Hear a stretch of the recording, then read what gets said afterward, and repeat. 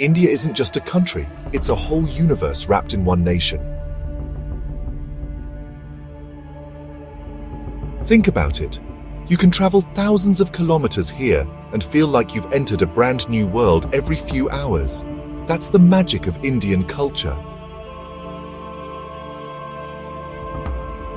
Let's start with the basics. Languages. India has more than 20 official languages and over 1,000 dialects. Eating a dosa in Chennai, chatting in Tamil, flying to Punjab, butter chicken in Punjab. Suddenly everyone's speaking Punjabi. It's like living in the world's biggest cultural festival every single day. And don't get me started on festivals. Diwali lights up the skies. Holi paints the streets with color. Eid fills homes with the smell of delicious biryani. Here, every month is a celebration.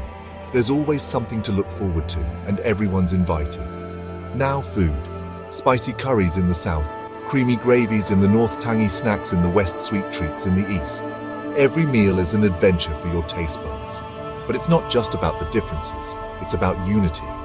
Neighbors following different religions, neighbors speaking different languages, neighbors dressing differently, but come wedding season, everyone dances together.